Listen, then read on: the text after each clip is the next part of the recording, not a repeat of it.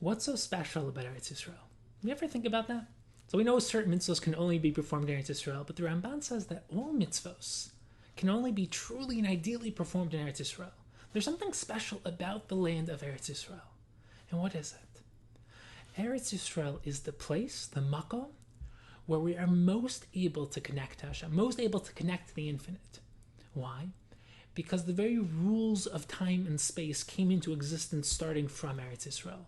The world is created from the Even Shasiya, the rock of formation, which is located underneath the Makom HaMikdash, underneath the place where the Aron was, underneath the Kodesh HaKadoshim.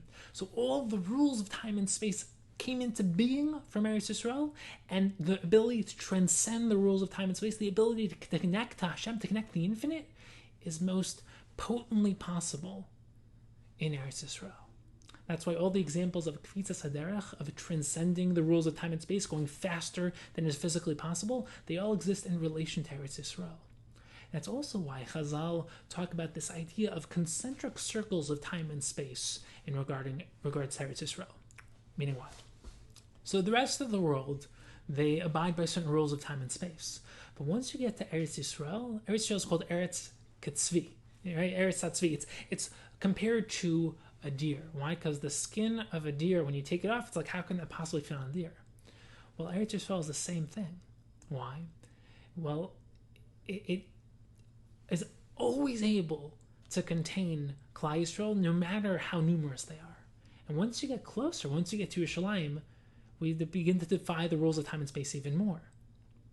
Because once you get to Yerushalayim, all of Klal Yisrael all of the regal would come to Yerushalayim, and the Gemara says, there was never a time where Yerushalayim could not fit Klal Yisrael.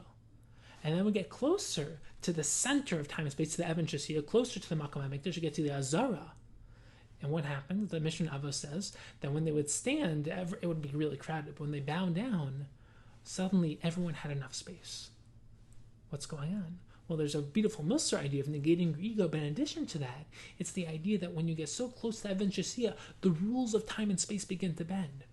And what happens when you get to the Kodesh HaKadoshim? The Gemara says that the Aron occupied no space. It occupied no space whatsoever. How can that be? Because when you get to the point of where the rules of time and space come into existence, the rules of time and space do not need to apply. And Eretz Yisroel is the paradigm of where we connect to the infinite, connect to HaKadosh Baruch Hu, connect to the transcendent, connect beyond the rules of time and space. And we're in the 3 weeks right now, we're mourning the loss of the Beis HaMikdash. That was our point of connection to the infinite. And what we need to be doing in these times is to really connect to the power of Eretz Yisroel and really remember what it is that we're trying to develop, what we're trying to rebuild.